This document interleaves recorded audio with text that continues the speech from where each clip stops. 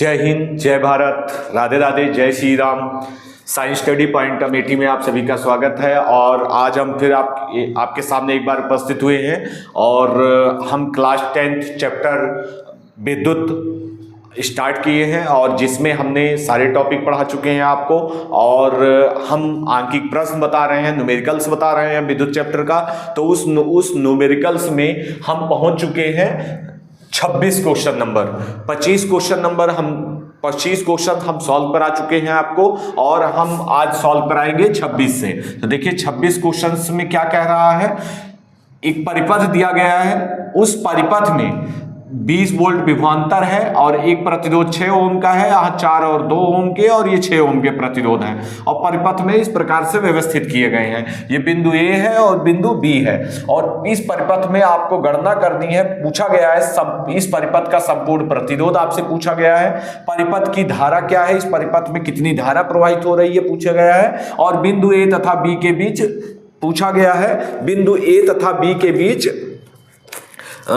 विभवांतर के बीच विभवांतर पूछा गया, विभवांतर।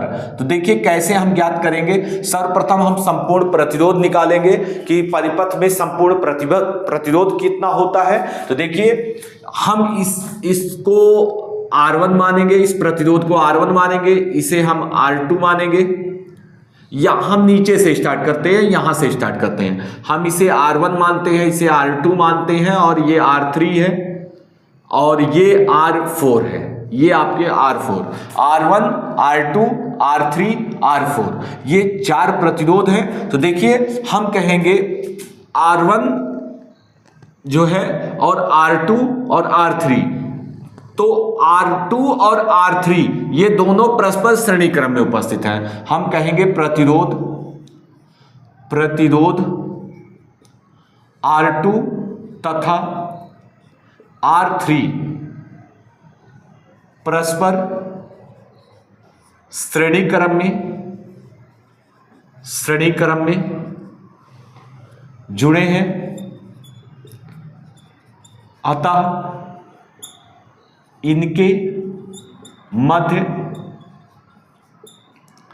तुल्य प्रतिरोध R डैश हो तो देखिए R डैश हो तो ये देखिए इन दोनों प्रतिरोधों के एक सिरे जो हैं आपस में दोनों प्रतिरोधों से जुड़े हुए हैं। इस प्रकार ये श्रेणी क्रम में माने जाएंगे। तो श्रेणी क्रम का फॉर्मूला होगा तुल्य प्रतिरोध R dash R2 plus R3। R2 का मान 4 है और R3 का मान 2 है। तो दोनों को प्लस करेंगे तो R डैश का मान आ जाएगा 6 ओम।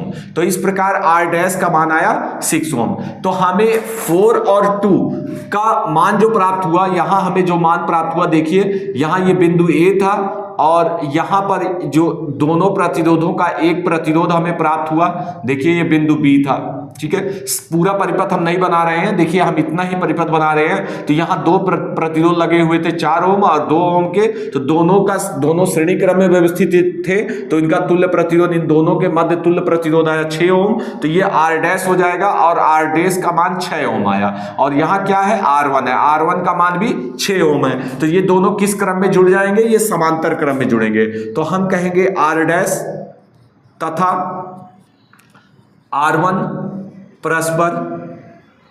परस्पर समांतर क्रम में जुड़े हैं, क्रम में जुड़े हैं। देखिए समांतर क्रम में कैसे जुड़े हैं। दोनों प्रतिरोधों के दोनों सिरे जो हैं किसी बिंदु से और दूसरे सिरे भी किसी बिंदु से जुड़े हैं। तो हमने बताया था जब किसी भी प्रतिरोध के पहले सिरे अगर किसी बिंदु से तथा उसके दूसरे सिरे दूसरे बिंदु से जुड़े होंगे तो वो समांतर क्रम संयोजन कहलाएगा। तो इस प्रकार से ये समांतर क्रम संयोजन है। तो इनके बीच आप तुल्य प्रतिरोध निकालेंगे, इनके मध्य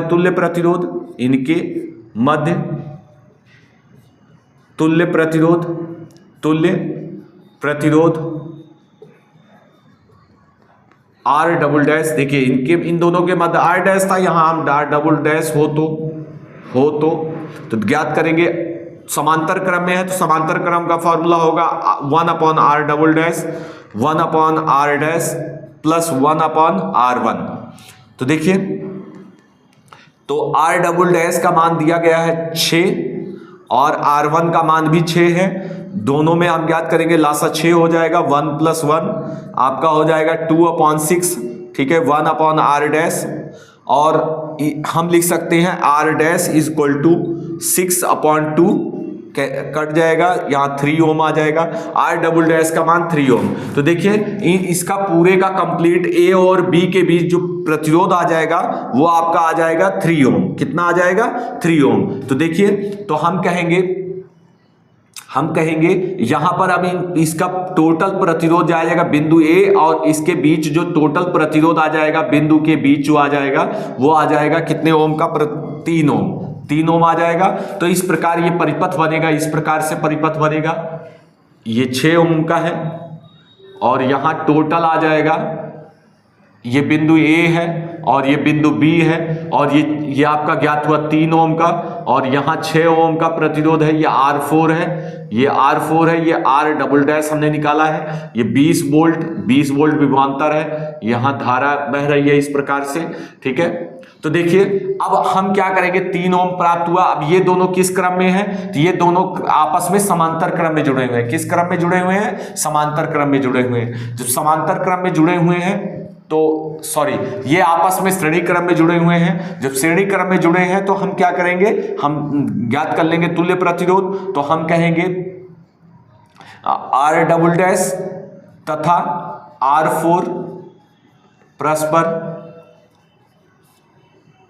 श्रेणी क्रम में जुड़े हैं, श्रेणी क्रम में जुड़े हैं। इनके मध्य तुल्य प्रतिरोध R हो तो हम तुल्य प्रतिरोध R मानेंगे। R हो तो R जो होगा वो संपूर्ण प्रतिरोध कहलाएगा पूरे परिपथ का। तो R इज इक्वल टू आपका हो जाएगा R dash plus R4। R double dash का मान है 3 प्लस 6, तो आपका टोटल 9 ओम आ जाएगा। टोटल 9 ओम आएगा। और 9 ओम के बाद जो है इस परिपथ में जो आंतरिक प्रतिरोध दिया गया है वो 1 ओम दिया गया है और 1 ओम दिया गया है। तो 1 ओम जो है आंतरिक प्रतिरोध है। तो इस पूरे परिपथ का जो संपूर्ण प्रतिरोध हम क्या निकालेंगे वो R इज इक्वल टू होगा संपूर्ण प्रतिरोध R इज इक्वल टू होगा 9 प्लस 1। चूंकि आंतरिक प्रतिरोध क्या आया 1 ओम है और हमें इस परिपथ में जो प्रतिरोध ज्ञात हुआ 9 है। तो टोटल जो संपूर्ण प्रतिरोध ज्ञात होगा, हमें संपूर्ण प्रतिरोध पूछा गया है, संपूर्ण प्रतिरोध हो जाएगा, संपूर्ण प्रतिरोध जो आ जाएगा वो R इज इक्वल टू 10 ओम। ये संपूर्ण प्रतिरोध हमें ज्ञात हो गया। तो इस प्रकार से ये संपूर्ण प्रतिरोध आपका निकल आएगा। इसके बाद हमने संपूर्ण प्रतिरोध निकाला, आप स्क्रीनशॉट ले सकते हैं। उसके बाद हम सेकंड आंसर निकालेंगे। चलिए हम सेकंड आंसर आपको निकाल कर दिखाते हैं। देखिए हमको संपूर्ण प्रतिरोध पता है कितना 10 ओम है और विद्युत वाहक बल जो दिया गया है या विभवांतर दिया गया है, क्या दिया गया है, ये विद्युत वाहक बल है। 20 वोल्ट क्या है? विद्युत वाहक बल है। ये विद्युत वाहक बल है जिसे हम E कहते हैं। 20 वोल्ट विद्युत वाहक बल है। हमें I निकालना है। तो I is equal to formula होता है E upon R plus R। R जो है संपूर्ण प्रतिरोध है और ये स्मॉल r क्या है, जो है आंतरिक प्रतिरोध है। ठीक है, तो हमें क्या करना है, I का मान निकालना है। तो I का मान हम निकालेंगे।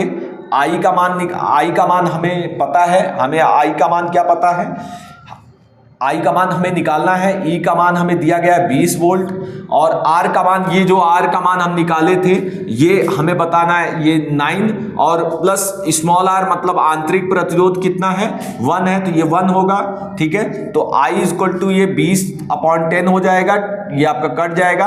I इक्वल टू 2 एम्पियर की धारा बहेगी। कितने एम्पियर की धारा बहेगी? 2 एम्पियर की। तो ये 2 एम्पियर की धारा बहेगी।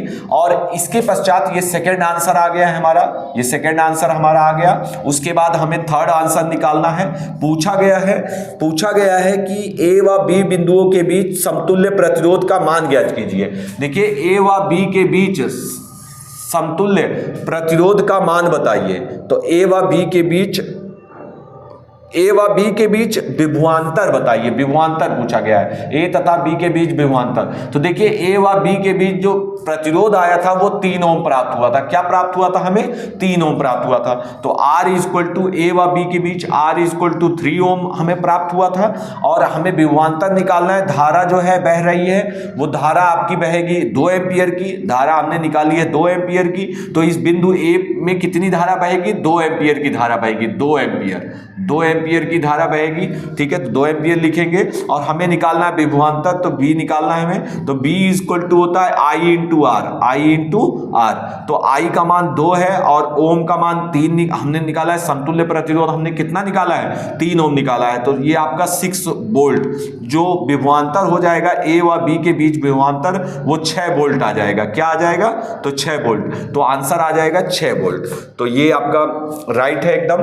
तो इस प्रकार से हमने ये 26वां क्वेश्चन आपको बताया। ये बहुत इंपॉर्टेंट क्वेश्चन था और हमने बहुत आसान तरीके से आपको बताया। धारा का मान बताया हमने, इस परिपथ में बहने वाली धारा का मान, और ए व बी के बीच हमने विभवांतर का मान आपको बताया। और जो संपूर्ण प्रतिरोध था, संपूर्ण प्रतिरोध का मान हमने ज्ञात किया। संपूर्ण प्रतिरोध जो होता है वो कैपिटल R कहेंगे और ये R प्लस R होता है, ठीक है। हम इसको जो है R डबल डैश की बजाय R ट्रिपल डैश भी कह सकते हैं। यहाँ हम लिख सकते हैं R ट्रिपल डैश हो, तो ये R ट्रिपल डैश का मान निकला।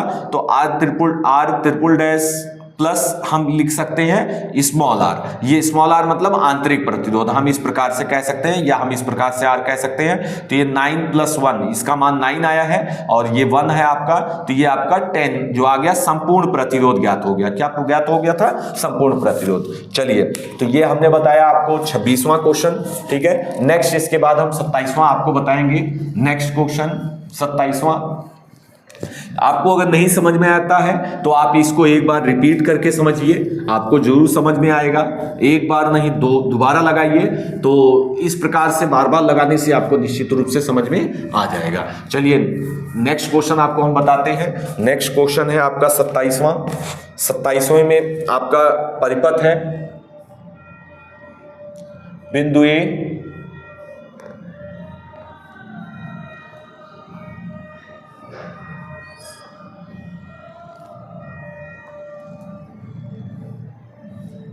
बिंदु बी। ये यहाँ 2 प्रतिरोध दिए गए हैं। थोड़ा और बड़ा डायग्राम बनाएंगे हम। यहाँ एक और प्रतिरोध दिया गया है, यहाँ एक और प्रतिरोध दिया गया है। ये बिंदु बी है। ये आपका 1 ओम है और यहाँ भी 1 ओम है और यहाँ भी 1 ओम है और यहाँ भी 1 ओम है। ये ए बी देखिए दिया गया है। बिंदु ए व बी के बीच, ए तथा बी के बीच, बी के मध्य कह रहा है, बी के मध्य समतुल्य प्रतिरोध ज्ञात कीजिए। समतुल्य प्रतिरोध मतलब तो समतुल्य प्रतिरोध पूछ रहा है, प्रतिरोध पूछा जा रहा है। देखिए कैसे निकालेंगे। तो ये दोनों श्रेणी क्रम में है और ये भी दोनों श्रेणी क्रम में है। हम इसे कह देंगे R1 कहेंगे, R2 कहेंगे, R3, R4। इसे R1 कहेंगे, इसे R2 कहेंगे, इसे R3 कहेंगे और इसे R4 कहेंगे। तो इस प्रकार से हम कहेंगे R1 तथा R2 परस्पर श्रेणी क्रम में जुड़े हैं, श्रेणी क्रम में जुड़े हैं। इनके मध्य तुल्य प्रतिरोध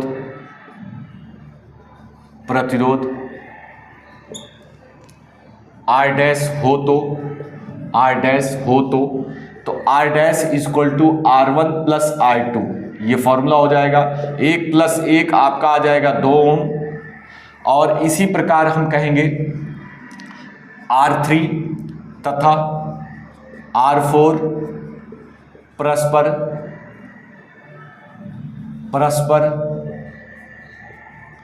श्रेणी क्रम में जुड़े हैं, श्रेणी क्रम में जुड़े हैं। इनके बीच, इनके मध्य तुल्य प्रतिरोध R3 इज इक्वल टू हम इनके मध्य तुल्य प्रतिरोध R डबल डैश, यहाँ डैश माने थे, यहाँ डबल डैश हो तो R डबल डैश हो तो R double dash R3 plus R4। R3 का मान भी 1 है, R4 का मान भी 1 है, आपका 2 ओम आ जाएगा। तो R डबल डैश का मान आएगा 2 ओम और R डैश का मान आ गया 2 ओम। तो हम कहेंगे R डैश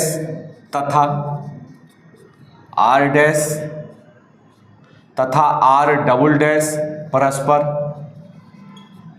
समांतर क्रम में जुड़े हैं। देखिए फिर जब इसका डायग्राम बनेगा तो ये इस प्रकार से बनेगा A, और डायग्राम बनेगा तो ये इस प्रकार से बनेगा, इन दोनों का एक बनेगा और इसका भी एक बनेगा और ये इस प्रकार से, ठीक है। इसका भी 2 ओम निकलेगा R डैश का, और R डबल डैश का भी मान 2 ओम निकलेगा। ये बिंदु B है। तो दोनों किस क्रम में है? समांतर क्रम में जुड़े हैं, परस्पर समांतर क्रम में जुड़े हैं। इनके मध्य तुल्य प्रतिरोध R हो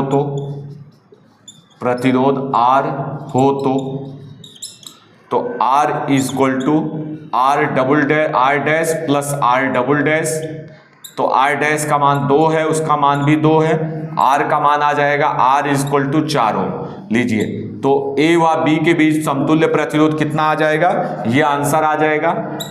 इसके बाद हम स्याही भर लेते हैं, फिर आपको आगे नेक्स्ट बताते हैं। ये आपका आ जाएगा R इज इक्वल टू 4 ओम। इस प्रकार से ये क्वेश्चन नंबर आपका क्या है? ये क्वेश्चन नंबर है 27। आपको हमने क्वेश्चन नंबर 27 बताया, ये क्वेश्चन नंबर 27 है। नेक्स्ट स्याही भर लेते हैं, फिर आपको बताते हैं।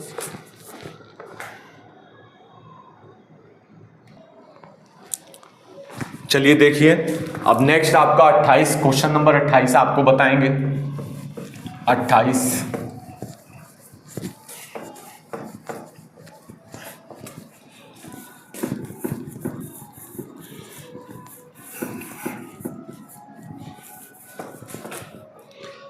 देखिए 28 बहुत ही इंपॉर्टेंट क्वेश्चन है, काफी बार बोर्ड एग्जाम में पूछा गया है।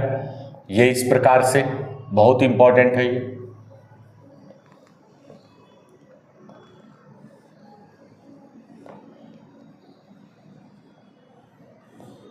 ये क्वेश्चन बहुत ही इंपॉर्टेंट है, काफी बार पूछा गया है।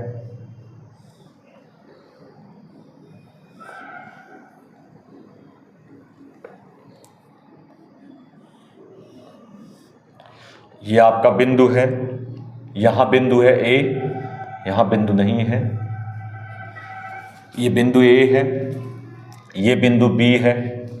यहां प्रतिरोध 2 ओम है, यहां प्रतिरोध 1 ओम है, और यहां भी प्रतिरोध 1 ओम है। ये बिंदु B है, यहां बिंदु C दिया गया है, ये बिंदु C दिया गया है। यहां 2 वोल्ट विभवांतर है प्लस माइनस, और इस प्रकार से ये परिपथ दिया गया है। और इस परिपथ में क्या पूछा गया है? फर्स्ट नोट कर लीजिए क्या पूछा गया है। पूछा गया है बिंदु A तथा C के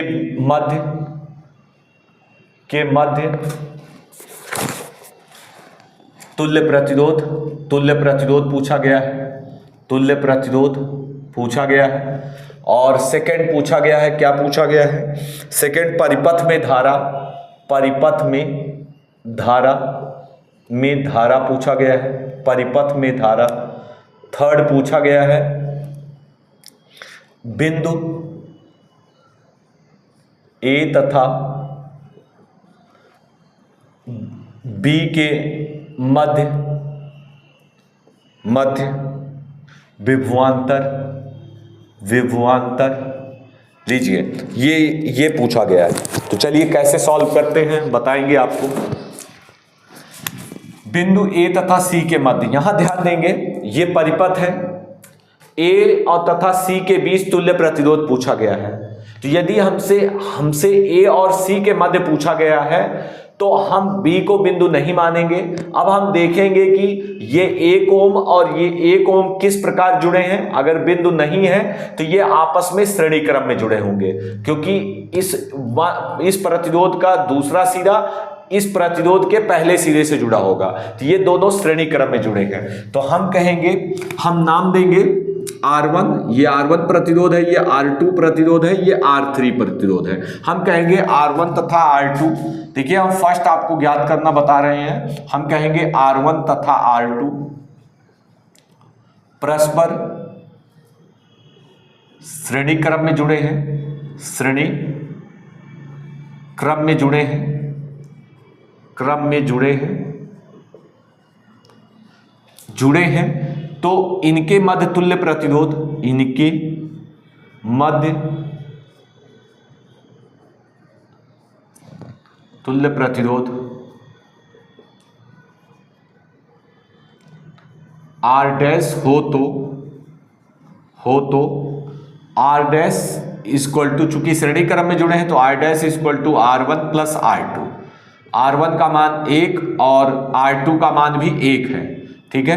तो ये आ जाएगा 2 R डैश इक्वल टू 2 ओम आ गया। तो अब देखिए इन दोनों की जगह आपका 1 प्राप्त हो जाएगा, जैसे ये आपका है, ठीक है। तो यहां डायरेक्ट हो जाएगा ए बिंदु, ऐसा हम कह सकते हैं। और उसके बाद यहां बोल्ट, और यहां आपका 1 प्रतिरोध हो गया। और हम यहां प्रतिरोध मान सकते हैं, यहां मान लें, चाहे हम यहां मान लें, इसको डायरेक्ट दिखा दें तो ये आपका 2 ओम प्रतिरोध हो गया। और क्या हो गया R डैश, ये आपका A है और ये C है, ये बिंदु B, ठीक है। तो इस प्रकार से ये यहां भी 2 ओम है, ये आपका R3 है। तो R3 व R डैश परस्पर किस क्रम में जुड़े हैं, देखिए इसका भी सिरा बिंदु से, इसका भी सिरा बिंदु से, इसका भी सिरा, तो ये दोनों समांतर क्रम में जुड़े हैं। तो हम कहेंगे R डैश तथा R3 परस्पर समांतर क्रम में जुड़े हैं, समांतर क्रम में जुड़े हैं,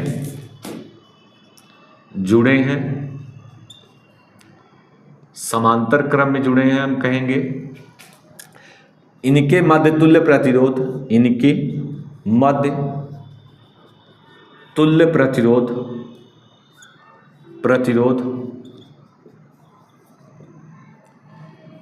R हो तो देखिए हमें इनके A व C के बीच ही तुल्य प्रतिरोध पूछा गया है। तो A व C के बीच ये 3 प्रतिरोध थे, तो अब हम कहेंगे तो तुल्य प्रतिरोध R मानेंगे। तो R is 1/R equal to हो जाएगा 1/R डैश प्लस 1/R3। तो देखिए R डैश का मान 2 ओम है और R3 का मान भी 2 है, तो ये हो जाएगा 2/2 1/R इक्वल टू, ये आपका 1 ओम, R इक्वल टू 1 ओम आ जाएगा। लीजिए तो A व C के बीच, देखिए हमने आपको बताया कि जब हम मानेंगे A व C के बीच तुल्य प्रतिरोध पूछा गया है तो आप बिंदु B को B नहीं मानेंगे, तो ये फिर दोनों प्रतिरोध श्रेणी क्रम में जुड़े होंगे, और जब दोनों के बीच तुल्य प्रतिरोध निकालेंगे तो 2 ओम प्राप्त होगा। और उसके पश्चात क्या होंगे, ये दोनों किस क्रम में होंगे, समांतर क्रम में होंगे, तो हम समांतर क्रम में निकाल लेंगे। तो इस प्रकार हमें बिंदु A तथा C के मध्य तुल्य प्रतिरोध 1 ओम प्राप्त हुआ, यही आंसर है, ठीक है। और तो आंसर आपका ये एकदम राइट है, ठीक है। 1 ओम प्रतिरोध आपका प्राप्त हो रहा है। इसके बाद इसके पश्चात हमें क्या निकालना है, परिपथ में धारा।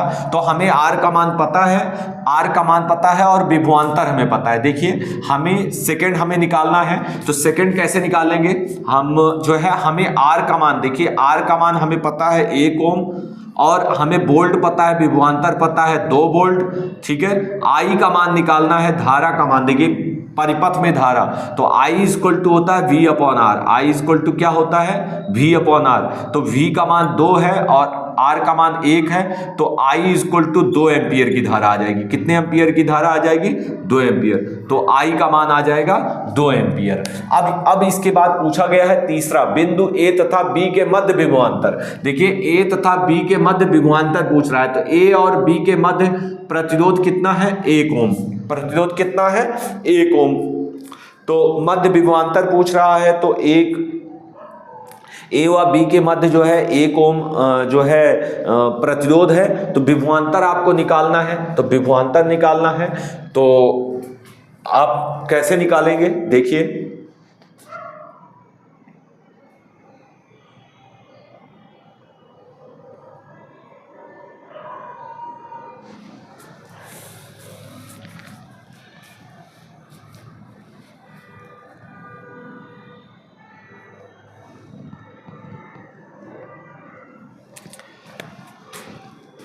देखिए इस बैटरी के द्वारा बहने वाली धारा का क्या है? 2 एम्पियर की धारा बह रही है। 2 एम्पियर की धारा बह रही है। और जब यहां धारा जाएगी तो धारा जो होगी वो 2 भागों में बढ़ जाएगी। यहां 1 एम्पियर की धारा बहेगी और यहां भी। तो धारा जो होगी, आप कहेंगे बैटरी से जब धारा बिंदु ए बी में बहेगी तो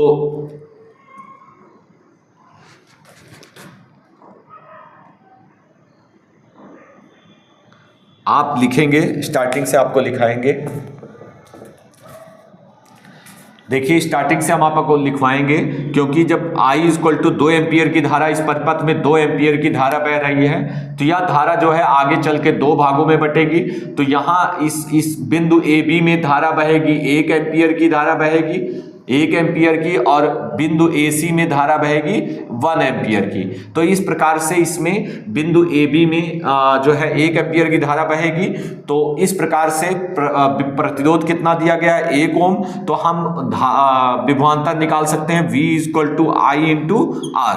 तो I का मान कितनी धारा बहेगी? इसमें 1 एम्पियर की धारा बहेगी और प्रतिरोध कितने का है? 1 ओम है। तो आपका V इक्वल टू विभवांतर कितना आ जाएगा? 1 वोल्ट। विभवांतर क्या आ जाएगा? 1 वोल्ट। तो इस प्रकार ये विभवांतर आ जाएगा 1 वोल्ट। ये आपका थर्ड आंसर है।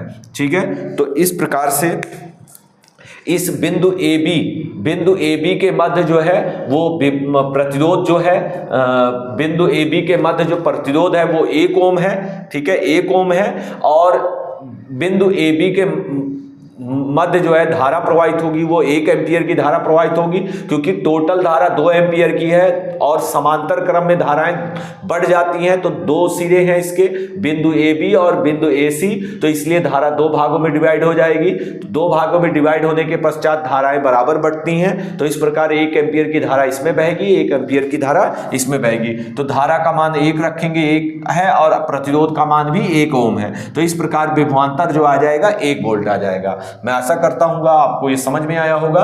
ठीक है, अब नेक्स्ट आपको हम बताएंगे, ये क्वेश्चन नंबर था आपका, ये क्वेश्चन नंबर था 28, बहुत ही इंपॉर्टेंट था। क्वेश्चन नंबर 28 था, ये वेरी इंपॉर्टेंट है। ये इसको आप नोट कर लीजिएगा, इसको आप 1 बार 2 बार 3 बार आप इसको सॉल्व कीजिएगा। ठीक है।